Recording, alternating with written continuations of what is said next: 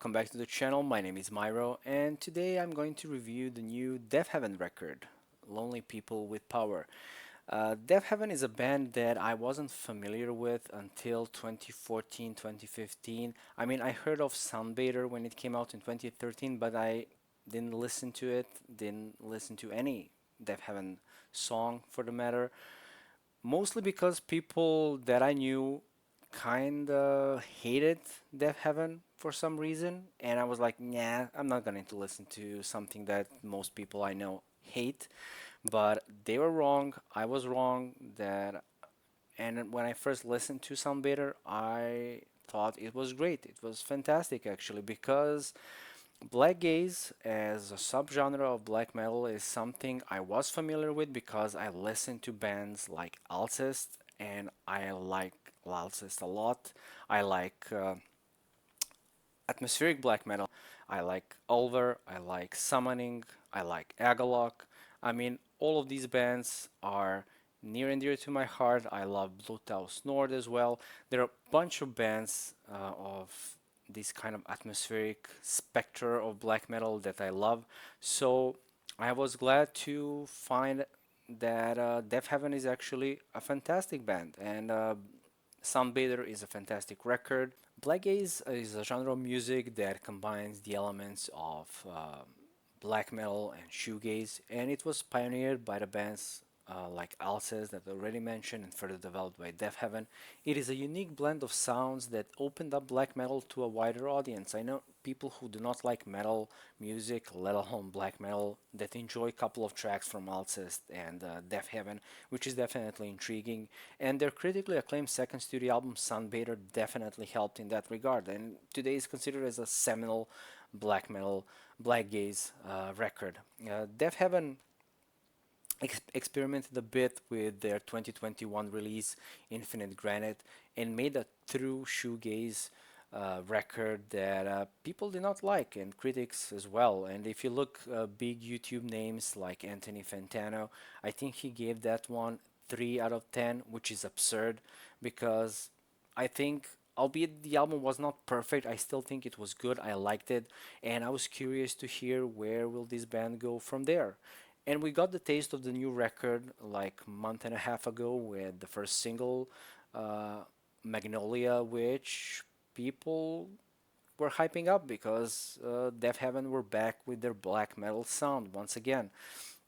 And then we got the second single, Hidden, which I think was even better because that song was took the best parts of Infinite Granite and just made it better with added black metal as well. I like that song a lot, and that hyped me even more, and I was excited to hear the whole record. And I have to admit, and I have to say right now that I think this is their best release so far, even better than Sunbather.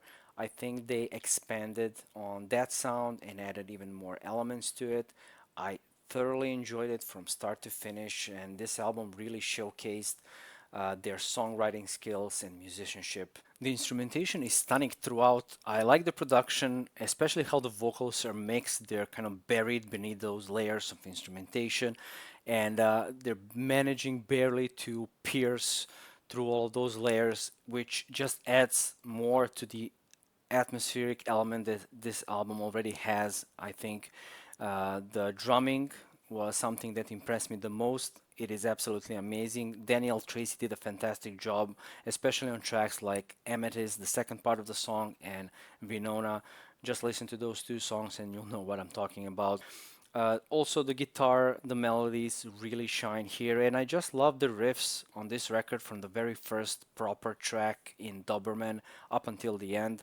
There's a lot of happening here. It's not just black and white. This is their heaviest record by far, and tracks like Body Behavior and especially Revelator showcase that. And those two tracks, and like I said, especially Revelator, are pure old school black metal riffage, but they managed to add an emotional layer even on those two songs with great guitar melodies.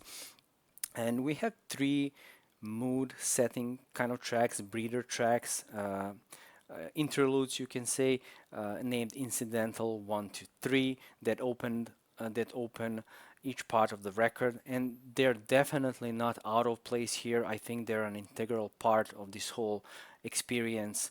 Um, like I said, Hidden is a track that truly showcased the sound of Infinite Granite and their black metal sound.